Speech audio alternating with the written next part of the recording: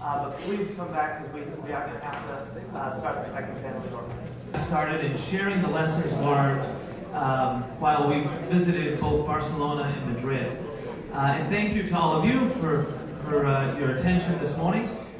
We are now going to start our second panel. The purpose of this panel is two parts. First part is we are fortunate to have with us some leaders in our community, experts in the areas that we've already been identifying: talent attraction and retention, marketing and branding, barriers to entry, and which one did I forget? Placemaking. Placemaking, that's the one. We're fortunate to have with us this morning Greg Selko, former city planner for the city of Boston, and more recently the founder and CEO of Carmel Loop Incorporated, as well as the founder of the Future Boston Alliance. We have Vicki Wu Davis. Vicki started a company called Frog Hop, a company providing technology solutions for today's mobile world and a leader in promoting STEM education. She has also founded a nonprofit called Youth Cities, which teaches entrepreneurship to middle and high school students through social entrepreneurship. Joining us from the Executive Office of Housing and Economic Development, the Creative Economy Industry Director for the Commonwealth of Massachusetts, Ms. Helena Furcio.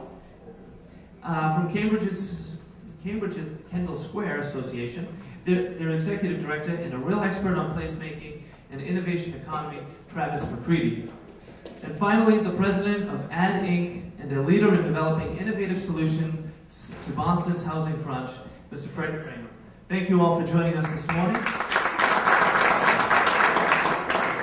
In this first half, there'll be a conversation in which all of the rest of us have an opportunity to be a fly on the wall and hear the discussion, the organic discussion between them.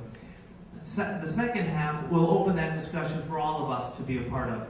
And that's an opportunity for you to incorporate any questions, ideas, thoughts you had from this morning, and anything you have from what they say in the next few minutes. So with that, Vicki, if you want to get us started. Sure. I'm very honored to be here among so many forward-thinking leaders. My first question, actually, since I'm not of a marketing or branding kind of background, is to pose a question related to that. We saw some wonderful models that Barcelona has had, and branding a city, and in a number of different conversations that I had the opportunity with from folks yesterday and today, as well as listening to some of the presentations that just made.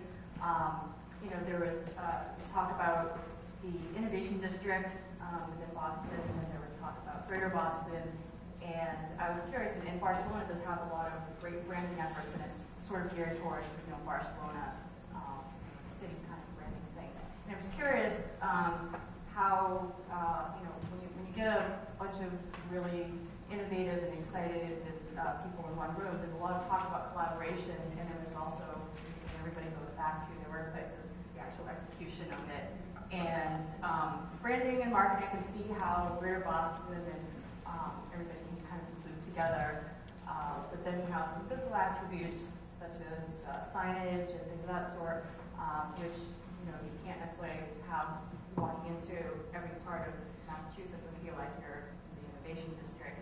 And the whole issue of surfboards, and I know nobody on when they're talking wants to say that there's surfboards, and everybody wants to say that we're all here together. Of course, there's benefits, but there's long-term benefits, long-term goals of working together has these benefits, and then there's also a short-term of what's in it for me. Everybody has a personal agenda that they also want to be able to accomplish. Recent conversation, a blog post by Brad Feld, very prominent venture capitalist, labeled, for him, Kendall Square area as a hotspot, Techstars Boston, Techstars Cambridge.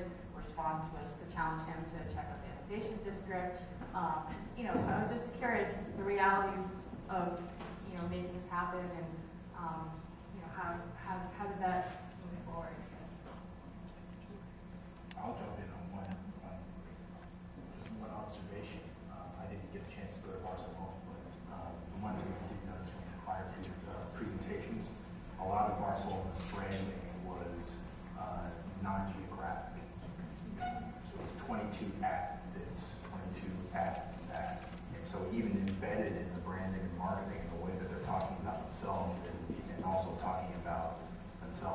be the global community. They're not representing to the global community any parochial, on-ground squabbles, district via district. And I think that, again, not having gone to Barcelona, I don't know if there actually are those kinds of squabbles that are taking place on the ground, but to the extent that they're actually communicating to the rest of the world that there aren't, I think that's really important. And it makes the cohesive geographic brand seem more cohesive instead of what I feel we do today here in the greater Boston area, where we have districts that are literally blocks away from each other with their own distinct brands competing against each other. Is it a win if someone, a company from one district then moves to the other district? Well, absolutely. Boston? Absolutely. It's a complete and total win. So, just from my very, very narrow thinking, if you take a look at the fact that Vertex moved from Kendall Square to the Boston Innovation District, the South Boston waterfront, is that a good thing or is that a bad thing? Well, naturally, it expands the capacity and the possibilities for innovation to take place in Greater Boston. So, of course, it's a good thing. Of course, if our job is to grow innovation and the innovation culture in this environment, then naturally, it's a great thing. So nobody's thinking, oh, how come we weren't able to retain them in our area and they have to move? I think the enlightened self-interest should be and could be that so long as the greater Boston area is retaining these companies, this talent, that is the end game. Not whether it's Kendall Square or Longwood Medical Area or the financial district or fill in the blank district. The end game should be whether or not Greater Boston is a great city that includes all of its districts. Wouldn't you agree? I would. I think I can maybe operationalize it for a moment. Being a longtime sports junkie and competitor, Addick moved his business from Cambridge to the Innovation District before it was the Innovation District, actually in 2007. And we set up our shop at 311 Summer Street. We bought our real estate. Nice timing by us, but there are developers in the room that share that pain and suffering. What I would say is that from our point of view, we would agree that the friendly competition between the cities is mission critical. But to operationalize it for you, when Vertex chose to move from Kendall Square to my backyard as a design professional and help continue the evolution of the area that I own in, that was a huge win for us. I cheer. But at the end of the day, we're branding. We have a branding group that does branding work and non-traditional service. Most of our services are traditional design, interior design and planning. But we've worked with John's team on Seaport Square. We're now working with Tom O'Brien and Canyon on North Point. So we're very, very interested in the distinctive nature of places. And I think to the extent that communities can continue to be comprised of distinctive neighborhoods that people want to go to that are different from one another, will continue to be a city and a region of neighborhoods. And I actually think that's extremely important because the Innovation District in Boston is very different from what will happen with North Point, is very different from Kendall Square. So for my money, the more diverse we can get as a city of neighborhoods, the stronger our community of cities is going to be. And I'm a little bit concerned about the challenges associated with branding our region, when in fact the sub-brands are as important, if not more important, and together they are stronger than the whole. So all of these parts add up to something that's really, really fascinating. And that's exciting to us. But I would entirely agree with Travis, a slightly playful banter back and forth about Vertex.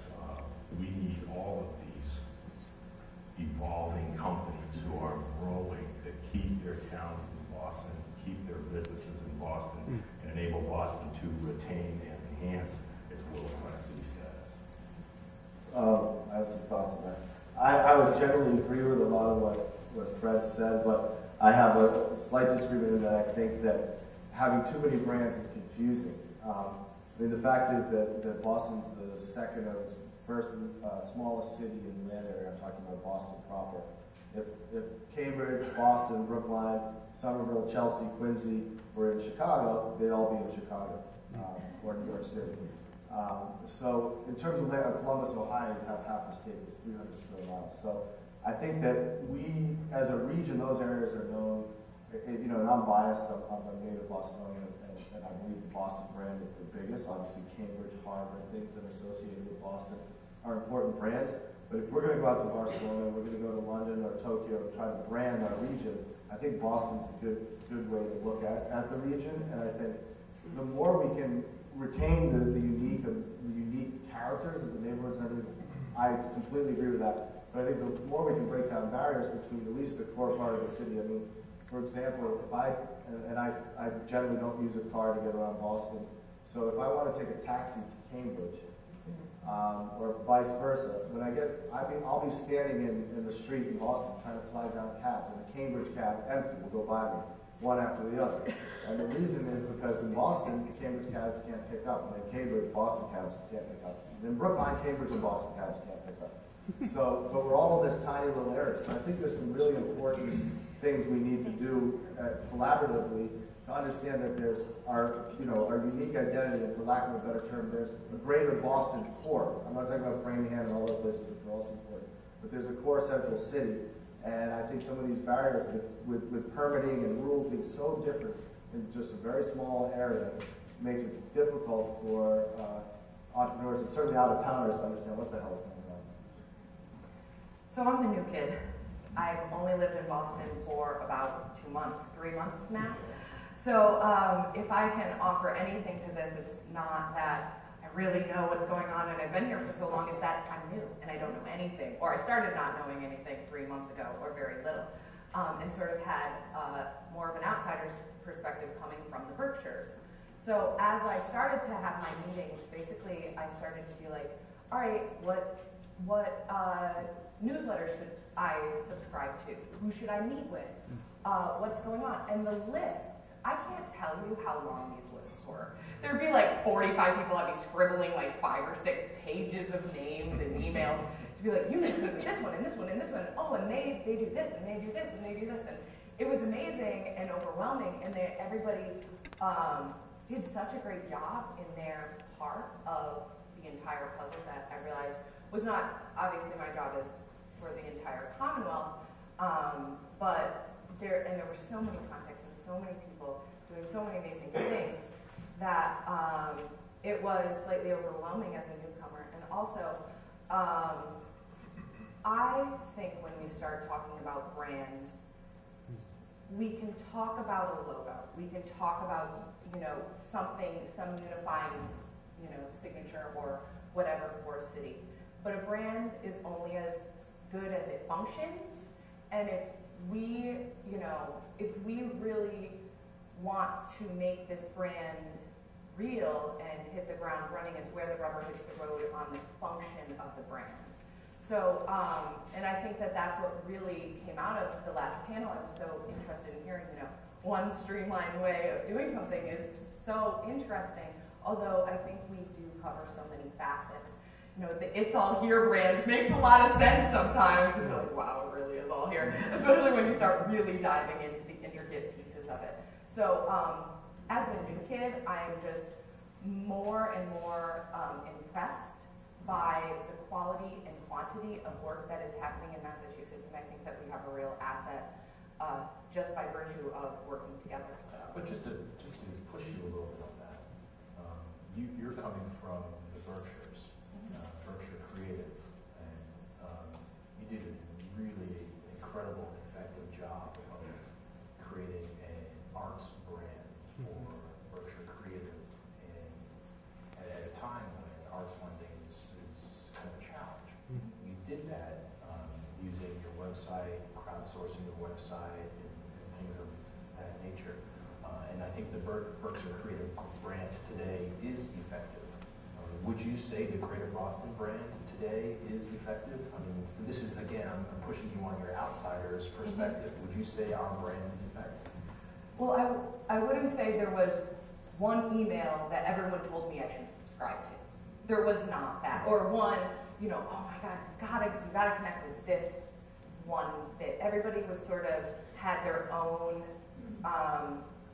direction for me to go, and they might have overlapped slightly, but never across the board, which was interesting, and that's why I also love this slide of sort of aggregating all the content into and organizing it in a way that is put together, because I think there also is a lot of content, especially if you search on Facebook or if you search on Twitter, just Boston or Massachusetts, all of the different people tweeting and Facebooking and blogging, and just if you start doing a search, and as a newcomer, that's what I did. I just searched, and I said, all right, where is the community here as a newcomer?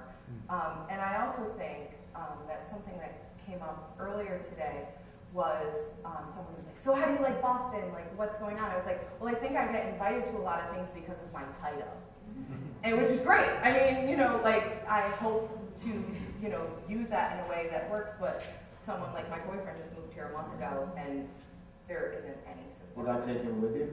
Excuse me? No, well, I mean, he can make some way. I mean, but at the same time, you know, I want to make sure that we're not just talking titles and people who can do something for us, but talent retention doesn't just happen at the top. It happens all the way up and down, and having people own their own part of Boston and own their own part of Massachusetts is really where we want to go. You are welcome here, you belong here, and your business, your ideas are welcome and can thrive here, I think is the end goal, whatever the means to that end is. There were several different kind of, I mean, in general, I felt like you guys agreed, but then there were also some, you know, differences. I mean, so when we go home after this weekend, you know, what are some of the thoughts? And in my personal experience, I felt that there was also a lot of, you know, different efforts in Massachusetts to kind of work towards the same goal. And some of it was a little disjointed, some of them are not aware that the others are doing something similar, and I was just wondering from a logistical standpoint how you plan to, and again, there was a difference between the branding virtually, or the logo, something like that, and then kind of definitely physical, geographic locations, and, you know, again, building, architecture, signage, place markers, and things of that sort. What is it, you know, I'm very much about, when I'm done with the meeting, I'd like to be able to have tangibles to leave with and to execute with, and I'm just curious with this. Or do we reconvene at the next year's conference and talk about it again? Well, I would say, you know, I say this as a fourth generation Bostonian who loves the city. We're not the friendliest group of people, and we are a little bit reserved, and we don't like to brag as much as other places. And I think that contributes a lot. You know, I think Willie Bratton said, who's the former chief of police in Boston, New York, and LA, said, you know, in other cities, ambition and success is celebrated. In Boston, it's punished. And I think that's a little bit of an extreme, and that probably comes from Boston 25 years ago when he was police commissioner. But I think there's a little bit of that. I think Boston's less than the sum of its parts, meaning we have so many incredible parts. If they really came together the right way, the impact would make us the greatest city for innovation, technology, and biotech in the world. And I think there's all these groups out here that you talk about. And, you know, anecdotally, I have people come to the city to work in Carmel all the time. And they're like, I went on Time Out Boston, and Time Out London, and Time Out New York. Their websites are, you know, real centerpieces for what's going on in the city. The one in Boston hasn't been updated in 3 years or something. I think they just gave up. So I think we need to, you know, talk more about what we're doing, be proud of what we're doing. And I think we need to really sort of reinvigorate a sense of collaboration, because there are so many great groups and so many great businesses. But I think that, you know, your point is correct, and I think that we're just a little too fragmented. We had some measurable benchmarks and kind of goals that they wanted to reach, and said, okay, this plan is working. If we increase, you know, job retention for 30 to 40-year-olds, and, you know, X amount of people stay, and things of that sort, and they actually evolved, and so they had, I think, the significance of the name, Agenda 360 was, hey, there was an action plan associated with it. 360 kind of taken a very all-encompassing audience and stakeholders involved. I didn't know if that was something that, you know, we could work together, help, you know, foster dialogue and hold people accountable, so that, you know, the next year when we convene, we can have to share some of these results. I don't know. But I'm not a marketing branding kind of person, so I don't know. There's no question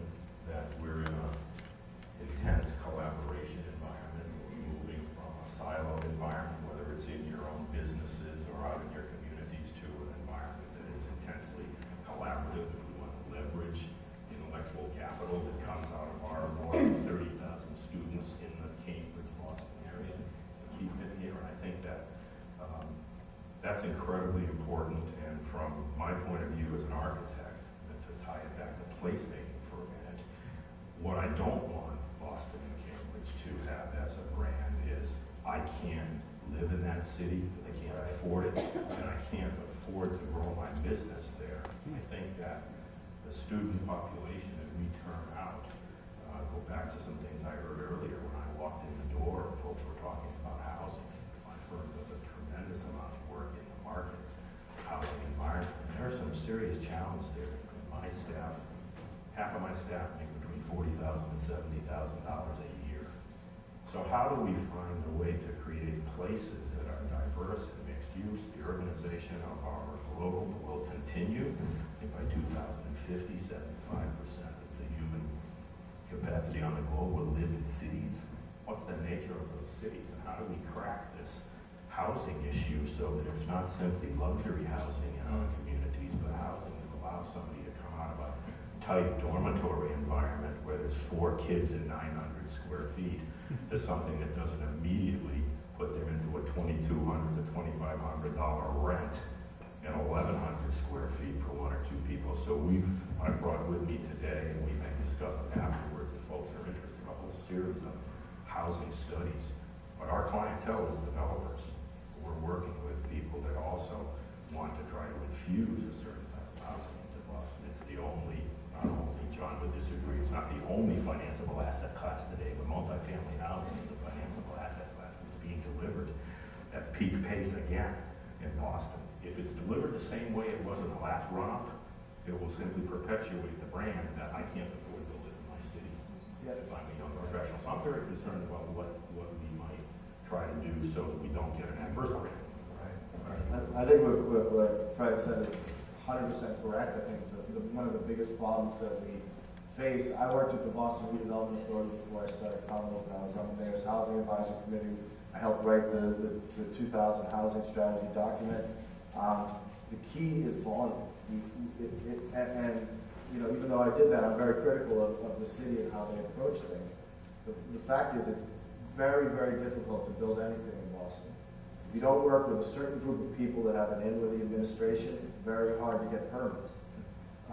If you don't do luxury housing, it's also hard to make the project work. And the reason why that is because of those barriers to entry that are tremendous, and because you have to really work with a very small group of people, it's hard for outsiders to come in. It's a really closed group.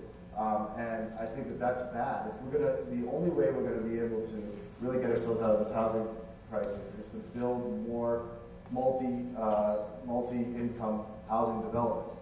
And the reason why everything has to be a luxury housing development is because it's the most expensive place to develop in the country for any city, according to Forbes. Or I think maybe it was second, but it makes it that you can only sell luxury housing to make your project of any value. And the limited supply makes that even more important because there's such a demand because the supply is limited. We need to think about adding tens of thousands of housing units. I know it sounds crazy, but Boston used to be 860,000 people, where it's just cracking 600,000. If we want to compete, we're going to have to decide that we need to grow somewhere. I think that's a great opportunity to open the discussion to anyone in the audience. Does anybody have any thoughts, comments, questions for the panel or based on the... all right, David. Just a comment on the housing, and then actually I want to propose a deliberately provocative question.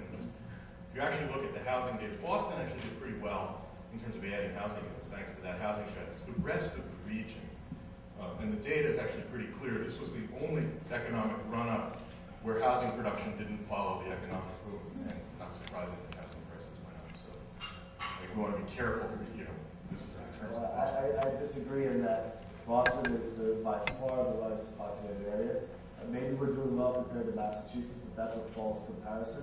I think we need to compare ourselves to other cities and what they're doing, where we're very low in housing production. That's so just because we're doing better than Massachusetts, I don't think we need to do the cities doing it. That's probably, we used to say it was like being the fastest player of the Red Sox. But at least relative to the, I think Boston actually does have a case to say that the rest of the region has, and I think the developers in the room will tell you, getting Boston's hard. Try separate. I agree with that, but I There's none of the other communities. But here's my question. The two examples we've been focusing on, we're hearing all this great stuff about Barcelona, and then there was this interesting aside that said, oh, by the way, Catalonia has a 23% unemployment rate. And then you just brought up Ohio. And I'm reminded of many of us heard Barry Bluestone over the years talk about how they did things in Detroit, and that's how we were supposed to do them in Boston. And I used to scratch my head and go, I understand the point, but aren't we doing, compared to the rest of the world, we're actually doing reasonably well. And one of the characteristics of Boston is it's this incredibly complicated, dense network. It's almost an ecosystem. And I'm wondering, so it's sort of two parts. One is in part our success due to the fact that we aren't a unified entity, and there is this, notwithstanding Travis's polite talk, there's some intense competition. I mean, the folks in Cambridge and the folks in Boston want to do better than each other. So I'm wondering, one, do we think that the success may actually be due to the thing that we're trying to fix? And if we do, is there a marketing strategy that basically works to say what makes this place work is the fact that it's got so many different and disparate aspects? If I can address just one nuance, I have no problem, and as you can imagine, as a former athlete, I have no problem competing. I love to compete. Bring it. My challenge is to our government and political leaders who institutionalize that competition in a way that pushes resources in a very non-linear and very biased fashion. Example? I can give you the line, chapter, and verse on this, but since we're all talking Vertex, okay? We're talking the South Boston waterfront, and we're talking projects like that. You can track how some of these real estate deals in particular, and you're familiar with this, how some of these real estate deals in particular get executed based on political influence. There is a direct and linear relationship between how some of these real estate deals get executed and political influence. It's not based on what our best product is. It's not based on what our best investment strategy might be. It's not based on, gee whiz, if I invest $1 here, I'm going to get $3 back in 3 years' time, versus if I invest $1 here, I'm going to get $1.50 in 50 years. Okay, it's not based on playing your best player in the position that he or she should play at the critical moment that he or she should be in the game. So my challenge is, I have no problem competing, and I think that competition is good and it's healthy, and the jibes back and forth between Cambridge and Boston and Somerville, I love that kind of esprit de corps. Boston is built. Its history goes back. Its very nature. It's in our genetic code that we're going to be rebellious, that we're going to be mischievous, and we're going to compete against each other. That's how this country was founded, based on our ability to do just that. But now we're in this point in time in our evolution where I would challenge you. It's great to have that vis-a-vis us as individuals and perhaps countries, companies, but institutionalizing that competition is a huge, huge risk to growth. So how would you fix that? Can I add something? How can you compete with that? I think there's something to your question, which is why I said earlier, if you homogenize this, you take away something from the root nature of a series of brands, so you have to understand that. I don't want to debate that because I think it's all about degree. I would tell you that if you look urban or suburban in our state, there's no regional planning of any substance at all. The Seaport's doing its own planning. Maybe we got a greenway study after the greenway was put in place to try to control development and incent it on the greenway. Burlington is trying to kill Waltham. Waltham is pounding on Needham. Every single community is a tub on its own bottom. Every single community is a tub on its own bottom. So when you take tubs on their own bottom, and imagine developers coming in from Seattle that want to do housing, developers coming in from Texas that want to do housing, want to be here for all the right reasons. The high barriers to entry attracts people that want to do business here. And then you negotiate with them one at a time based on an entirely different set of circumstances. And you negotiate the common area amenities for your multifamily housing. You negotiate how many micro units in that 200-unit project versus how many micro units in this 200-unit project. What it is actually is the fascinating, evolving issue of innovation. And I think some of that blows outside the boxes and makes everybody crazy and makes Boston a great place to do business. The lack of communication between entities, all generally interested in the right thing, is something that Boston should continue to work on. Because we silo up in a New York second to beat the competition's brains out. And there's something that Boston loses in that environment. We lose the collaborative power and intensity of people working together. So if you look at your business, I gotta believe you're doing more of this than this these days. The city's the same thing. Our city will be better off if we can put some of those, so that we can constrain some of those competitive urges to kill one another and work together and more reasonably to celebrate the things that make this such a wonderful place to live and do business. And you are right, Boston has fared better than many other parts of the country, whether you're in the architecture business or another business. I just want to make one comment. I totally agree with what you're saying. I don't disagree. I think there's just a difference between healthy competition and unhealthy competition. There's competition that helps the tide rise, and there's competition that just pulls everyone down. It can be different. There's another factor, another institutional factor that impacts all of the things we're talking about, and that is the quality of our public schools. A low-quality public school system does two things.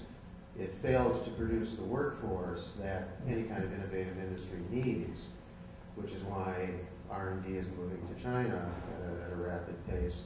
And secondly, it makes it impossible for young professionals to live in the city because they have no place to send their kids to school.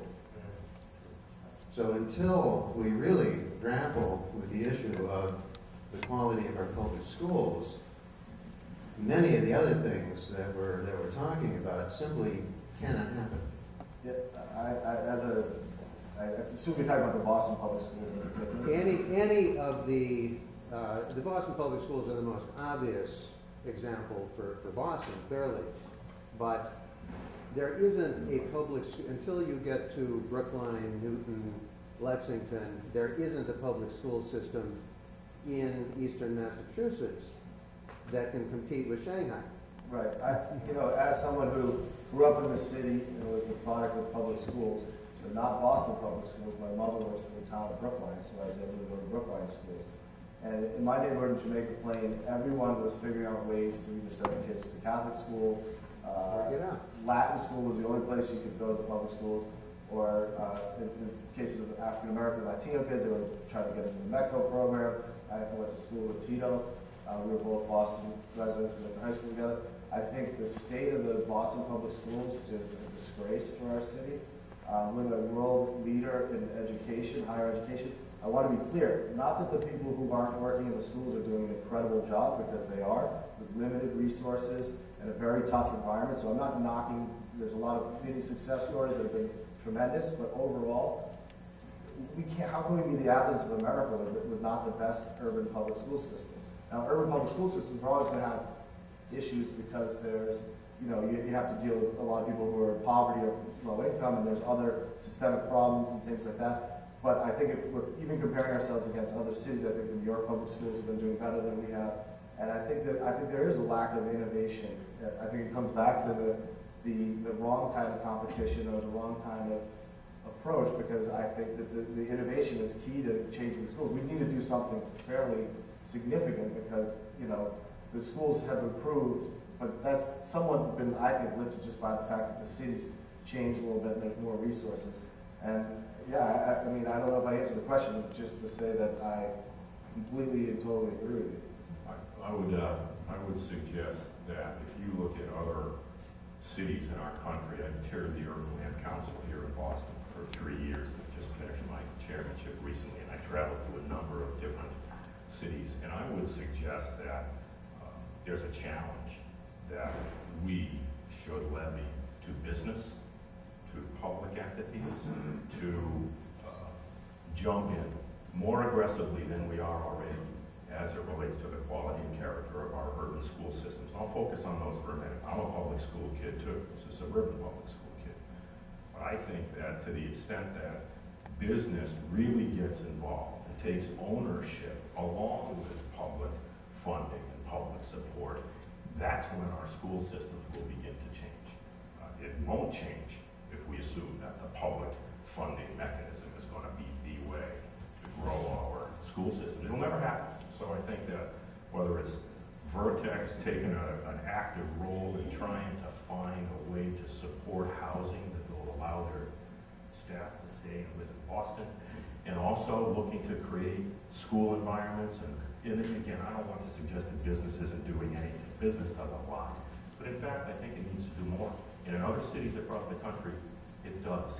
So I think to the extent that business can up its game, the great businesses we have, and continue to do what it's doing and get more people involved in this, then the public-private partnership opportunities for our education system will emerge. And that's where there'll be this combustion and this innovation that will be fascinating. If I can just sort of nuance on your point, I deeply respect the work that folks are doing in the And I do, absolutely.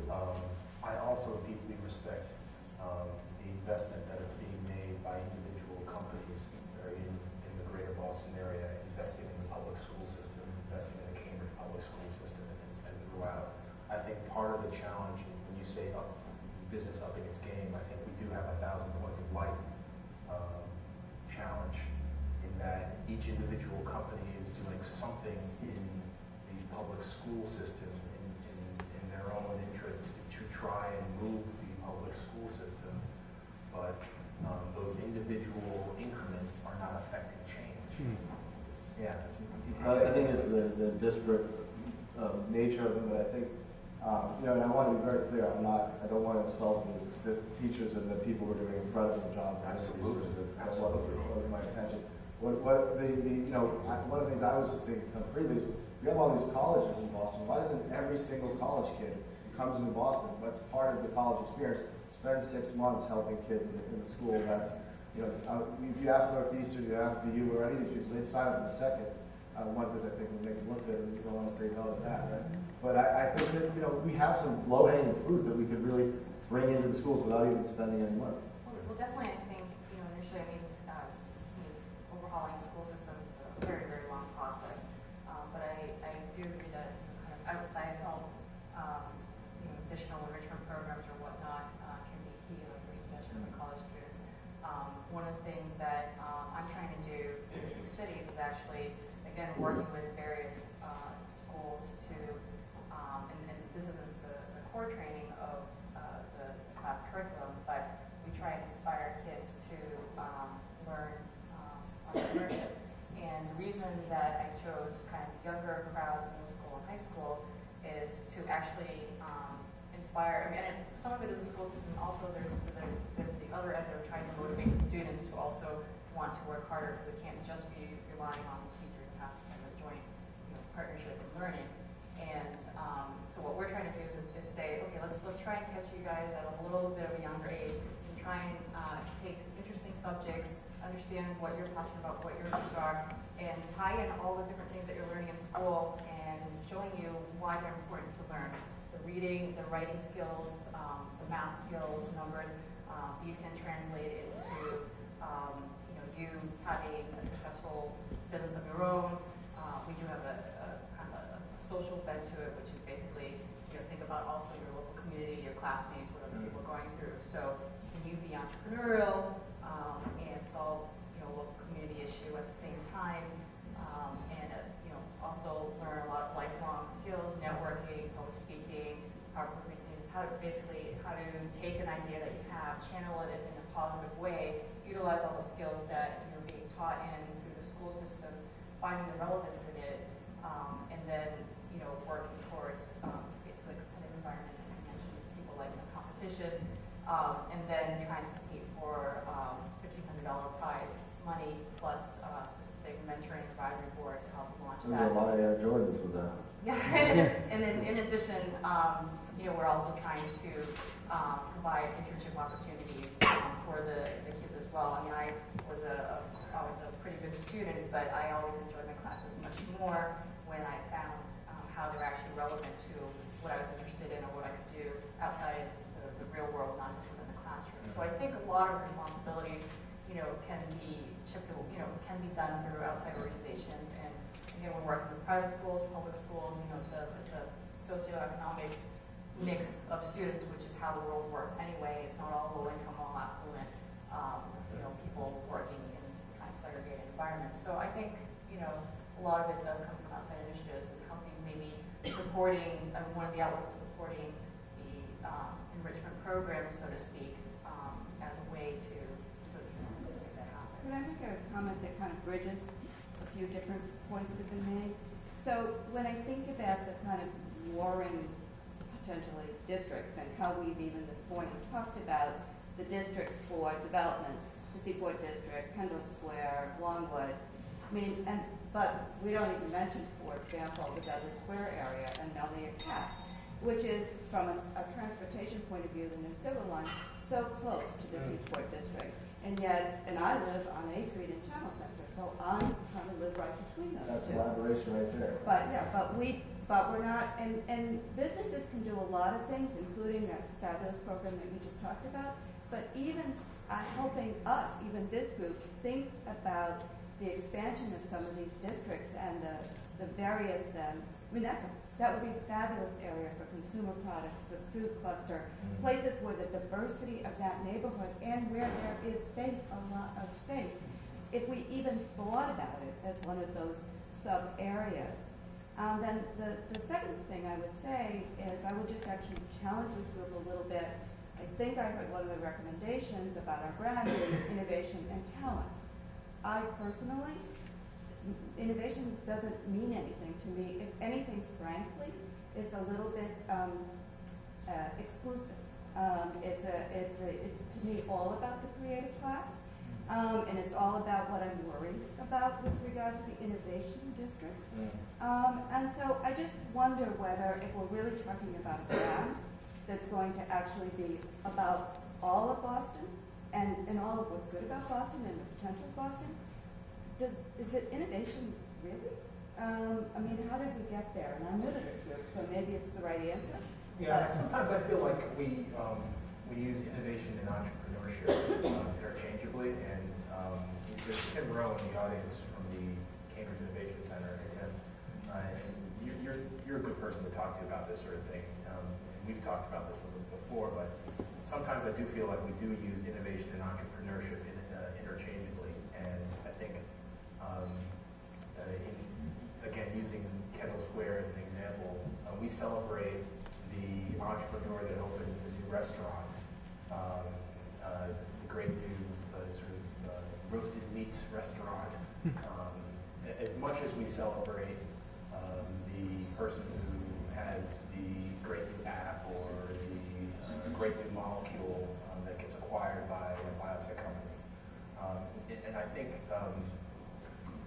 that spirit of going out and taking risks is not exclusive. There is a nature to that transcends socioeconomics that I think I was really interested to see in the Barcelona slides, how that's being integrated into the public school system, because that is something that can be taught. To the extent that we are sort of, unfortunately, mixing innovation and entrepreneurship, I think really part of our brand is that entrepreneurship, that element as well. I would suggest we also need to, while our enthusiasm in some way, shape, or form, innovation happened yesterday, innovation happened 100 years ago, innovation innovation's happening today. What it really is at the end of the day is incremental evolution and change that comes along with growth and maturity and new technologies. And I think the innovation opportunities that exist are enhanced by a working environment that is more collaborative. Would certainly like to see that. I'd love to think that the people that are trying to solve the diabetes problem are talking with the people that are trying to solve the cancer problem, rather than protecting that turf and elbowing out the competition and all searching for funding. So I think that we do have an opportunity to make some strides given the changing nature of business, which I think is very exciting. And the other thing I would tell you is that development at the edge is something that all cities could spend more time focusing on. And if you just operationalize the Ferdinand Building in Dudley Center and the transit, just operationalize that. I got involved with New Boston Fund a decade ago. That project was ready to go. A decade ago, it was ready to go very intelligently as a developer-driven project to move that along. And it went through how many? Half a dozen global competitions, which I chose not to compete for designs. But my point in that is that I had an opportunity a decade ago to begin to do something at the Ferdinand Building, the pebble in the pond, if you will. That would have been a pebble in the pond. Today, it's again being discussed as a pebble in the pond, move part of the school department over to the Ferdinand Building. So I think that the fact that it takes a decade for some of those things to happen, which were good ideas then and good ideas now, is symptomatic of the challenges associated with development at the edge of all. Lots of other things. So I just wanted to comment on the nature of that one instance as it relates to your question about conversation. If it's okay, I want to just briefly say something about Dudley and Molina Castles. It's not an edge place, it's actually the geographic center of Boston. Right. I would bet, and someone should look at this, that there's more developable land along the Melnea Cass Boulevard and Columbus where they cleared for the southwest corridor than there is in the Seaport. You know, and we don't even talk about it. The administration that's been in power hasn't done anything in 20 years in that area. And I think Tito, has been doing great work trying to raise the awareness. That is like a stone's throw from the Longwood Medical Area. We're the most innovative and greatest medical community in the entire world. And, I think there's past divisions of race and low income issues that have kept it just like a no man's land in the desert. And I think one of the things that we could do is start doing some biotech and things over there. But I think the most important thing is we can't forget about the people who live there. It's not about displacing everyone who's there. It's about bringing in new people and saving and helping the people who already live there. That's a great comment. And I also just want to mention the part of your comment that I found very interesting was that you found the word innovation exclusive. And I think that we should really hear that as part of, if our brand is around something that sounds exclusive, is that true across the board? And how might we adapt that brand that we're suggesting into something that is more welcoming? I think that everyone, even if they identify with I'm innovative or not, should be welcome in our city and be able to open their own little piece, whether it's one of Greg's employees who wants to do something, on the off time, or even the restaurant that you just mentioned, that should be celebrated equally. Maybe not equally, but I think that comment is really important to hear. So I just wanted to. So I heard the comment and I felt compelled to sort of jump in for a second here. I was fortunate this week to hear a presentation from the Kaufman Foundation on the importance of innovation in the economy and why it's important. And I learned some things. I thought I knew a lot about this subject. Innovation is the middle name of my company. So one of the things they said was that for the last several decades in the United States, we've been growing thanks to some sort of sea changes in society that we may not really realize. We've had growth because women have been entering the workforce. We've had growth because we've had higher high school graduation rates, higher college graduation rates, growing participation across the board in the workforce. And the higher skills from these schools have led to increased productivity. And so America has been healthy for half a century based on some of these long-running trends. And what they said was that these have all run out. Women participation in the workforce is now falling. Men's participation in the workforce is now falling. This is on a national level. We are no longer, high school graduation rates are falling, college participation rates are flat. So we've run out of our growth drivers, and so they started hunting around for what is driving growth. They found that existing firms, which is how all of us get employed, where the money comes from, where we get the money to afford to fix the infrastructure in Detroit or Pontiac, Michigan, as we were talking about last night at dinner. It comes from these businesses. But existing businesses are smart, and what they're doing is they're getting more productive by letting go people, figuring out how to do what they already do by letting go people. And no existing business in its right mind is inventing the thing which will put it out of business. So we now know that they're just terrible at figuring out not figuring it out, but terrible at executing on what may be the next thing.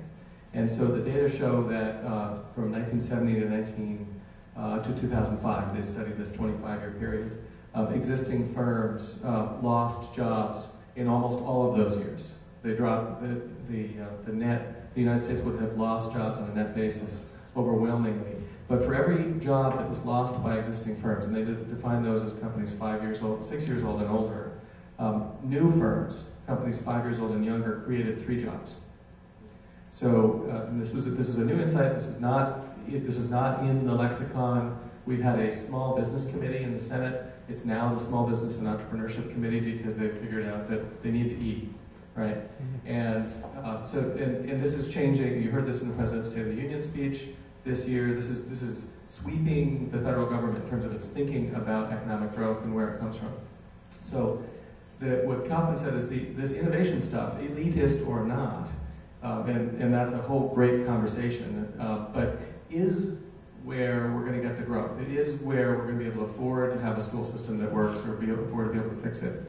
And so the questions become, how do we get better at this? The good news here in Massachusetts is that we're doing great, right? 1/6 of the world's venture capital is invested in Massachusetts.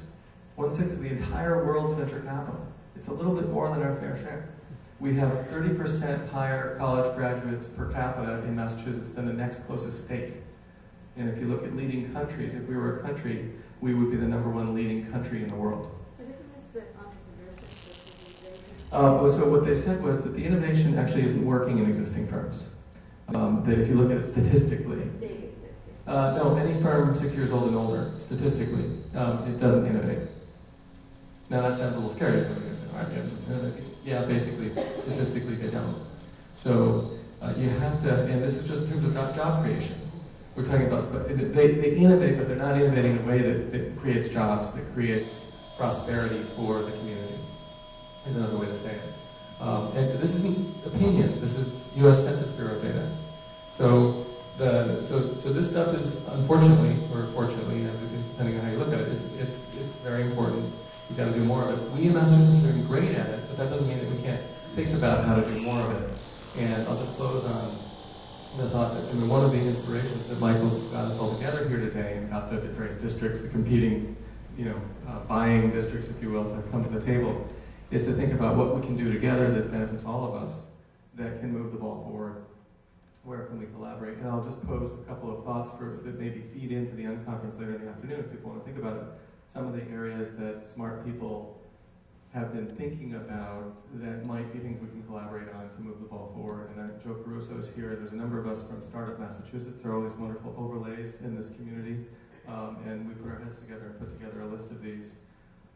The one is, really do what Michael said. Figure out how we can get more tech skills training into our system. Get the community colleges to be training for the 21st century skills. Sounds trite, but we really need to do it. And we again, the statistics show we're not doing it. That's why we have 100+ thousand unfilled jobs. And it's really preventing us from creating new firms.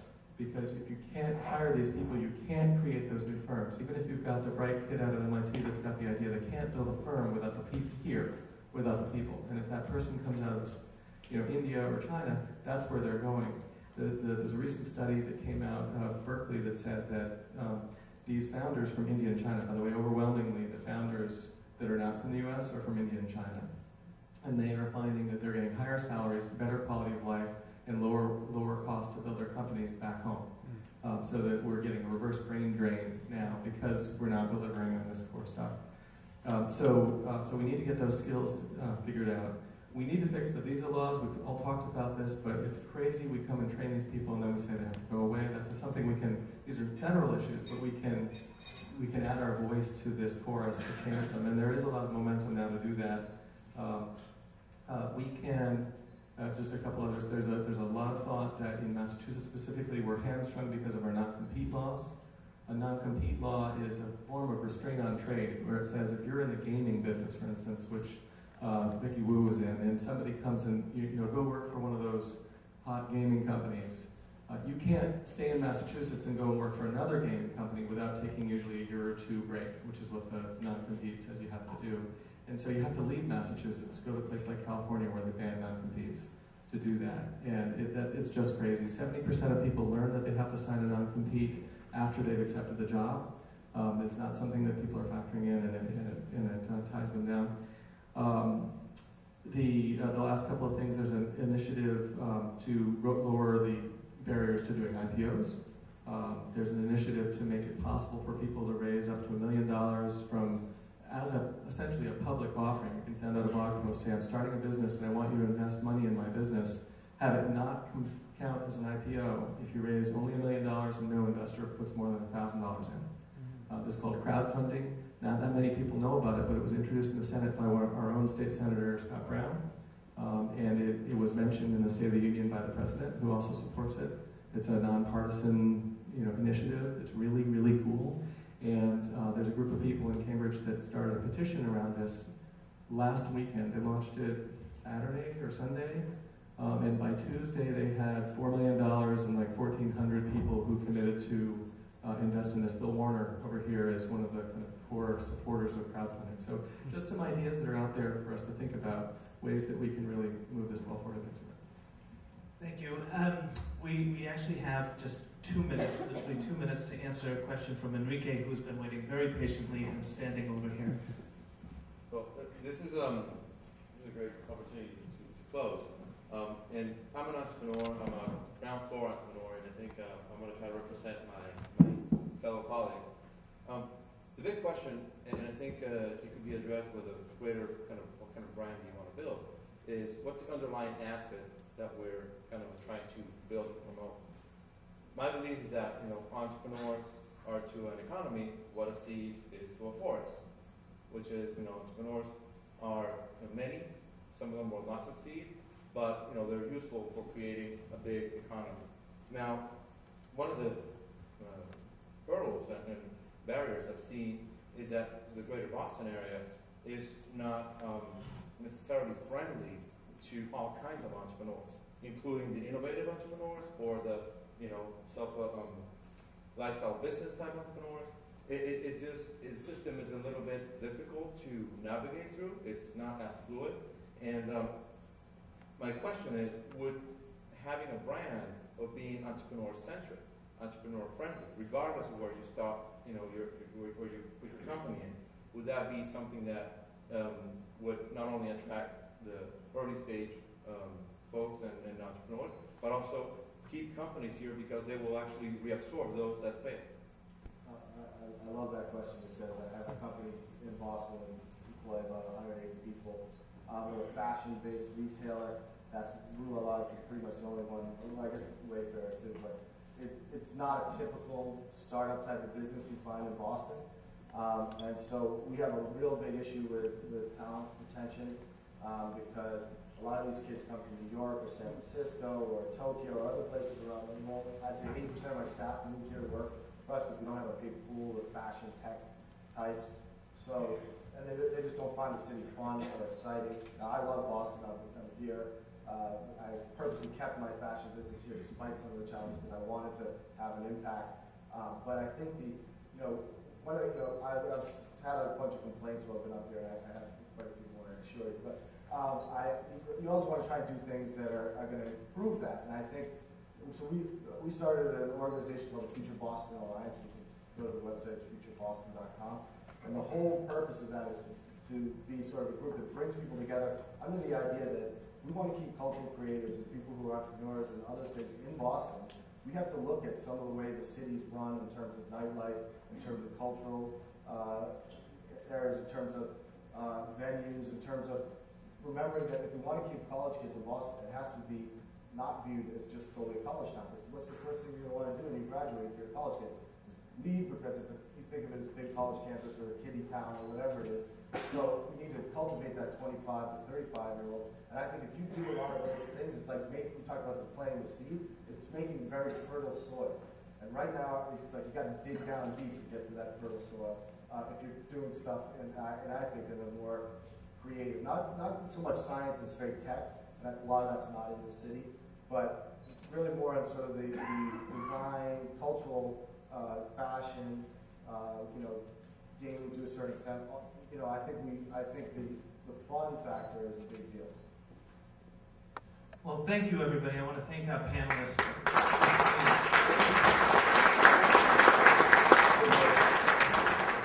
Thank you for sharing your insights, your thoughts, your ideas. Thank you to all of you. I do apologize to several of you that had questions and comments that we weren't able to get to.